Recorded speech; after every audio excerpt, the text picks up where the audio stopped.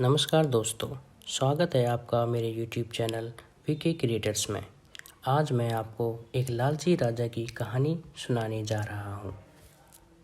एक समय की बात है, एक लालची राजा था। उसके पास सोने की कमी नहीं थी, लेकिन सोना जितना बढ़ता वह और अधिक सोना चाहता। उसने सोने को खजाने के रूप में जमा कर लिया था और हर रोज़ उसे देखने जाता था। एक दिन जब वह सोना गिन रहा था तो एक अजनबी कहीं से आया और बोला, तुम मुझसे ऐसा कोई वरदान मांग सकते हो जो तुम्हें दुनिया में सबसे ज़्यादा खुशी दे। राजा खुश हुआ और उसने कहा, मैं चाहता हूँ कि मैं जिस चीज़ को छूऊं वह सोना बन जाए। अजनबी ने राजा से पूछा, क्या तुम सचमुच यही चाहते हो?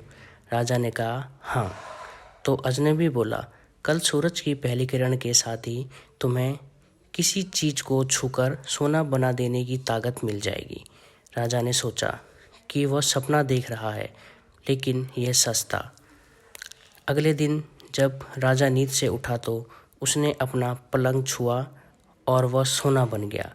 वह वरदान एकदम सच था। राजा ने जिस चीज़ को छुआ वह सोना बन गई। उन्होंने खिड़की के बाहर देखा और अपनी नन्ही बच्ची को खेलते पाया। उसने अपनी बिटिया को यह अजूबा दिखाना चाहा और सोचा कि वह खुश होगी, लेकिन बगीचे में जाने से पहले उसने एक किताब पढ़ने की सोची। उसने जैसे ही उसे छुआ वह सोने की बन गई। वह किताब को पढ़ न सका। फिर वह नाश्ता करने बैठा। जैसे ही उसने फल और पानी के गिलास को छुआ वो भी सोना बन गई। उसकी भूख बढ़ने लगी और वह दुख से बोला, मैं सोने को खा और पी नहीं सकता। ठीक उसी समय उसकी बेटी दौड़ती हुई वहाँ आई और उसने उसे बाहों में भर लिया। वह सोने की मूर्ति बन गई। अब राजा के चेहरे से खुशी गायब हो गई। राजा सर पकड़कर रोने लगा। वह वरदान देने वाली अजनबी फिर आया और उसने राजा से पूछा कि क्या वह हर चीज़ को सोना बना देने वाली अपनी ताकत से खुश है? राजा ने बताया कि वह दुनिया के सबसे दुखी इंसान है। राजा ने उसे सारी बात बताई।